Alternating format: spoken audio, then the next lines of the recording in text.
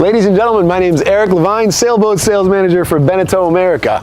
It's an exceptionally cold and windy day here at the BENETEAU Sea Trial base just south of Barcelona, but the weather doesn't matter much because I'm standing here on one of the most exciting boats I've seen in a really long time, the BENETEAU First 36.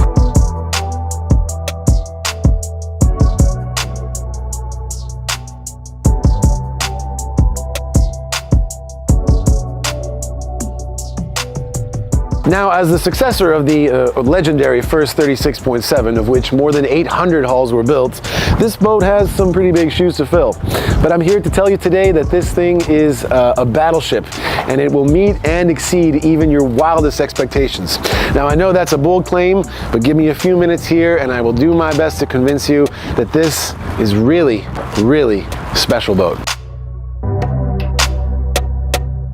So the first thing you need to know about this boat is that it was designed by sailors for sailors.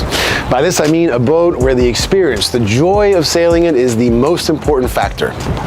To achieve this, BENETEAU and Seascape got some of the finest minds in the industry together, and they refined the boat over more than 3 years until they achieved this remarkable result, as close to 36-foot performance cruising perfection as possible. The second thing about this boat that's important is that it's an exercise in lightweight construction.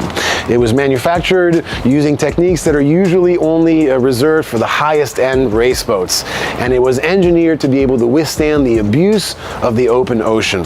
Everywhere you look on this boat, there's an obsessive amount of attention to detail, and there's also an obsessive amount of weight saving. And the result is a streamlined yacht, simplistically elegant, that delivers performance on an entirely new level. And that is the third and perhaps most important thing about this boat.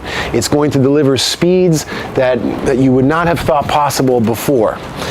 In fact, because it's so light and because Samuel Manuel, the naval architect, is a genius, this boat will actually plane in 12 knots of wind. What does that mean? It means you're going to be sailing faster, it means you're going to be sailing more often, and it means you're going to be sailing further as well.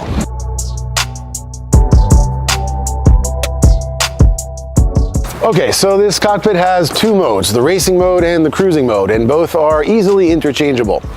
For example, this table, which is an option, works really well as a table, of course, but it's also a great place to hold on to as you're transitioning from the transom to the companionway.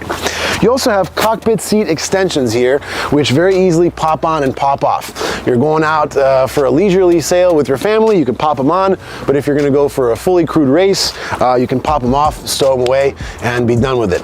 You'll also notice 6 winches is standard. What did I tell you? By sailors, for sailors. And then there's this great helm station here.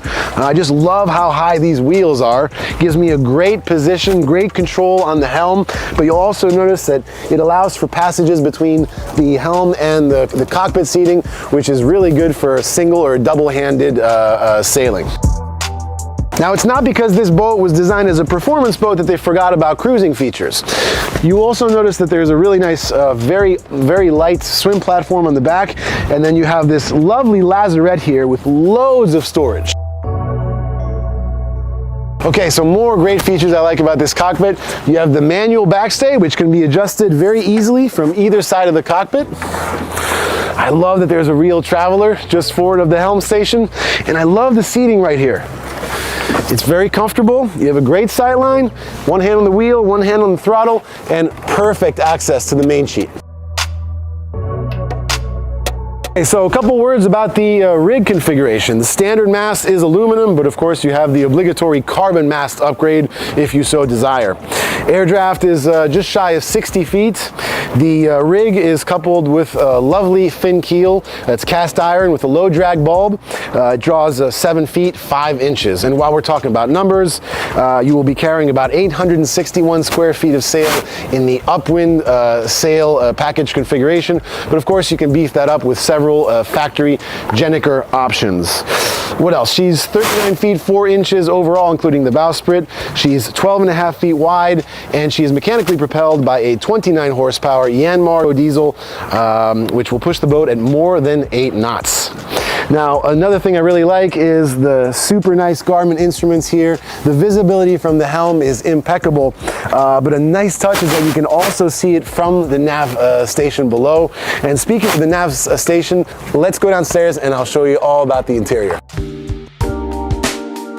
Just like the exterior of the boat, the interior is the result of many trials, revisions, strikes, and gutters, and the result is truly remarkable. The first thing we need to talk about is the volume. It's the same exact volume as on the legendary first 40.7. Now, how did they achieve this on a smaller boat? Well, what they did is they maximized the use of available space, they perfected the ergonomics, and they incorporated neat little details just about everywhere you look. Take this great retro nav station here. When you think that a lot of people are working from home or from their boat these days, it's a decision that makes a lot of sense. But the small details about the table is what makes the difference. You can charge your phone using a USB connection that's under this table.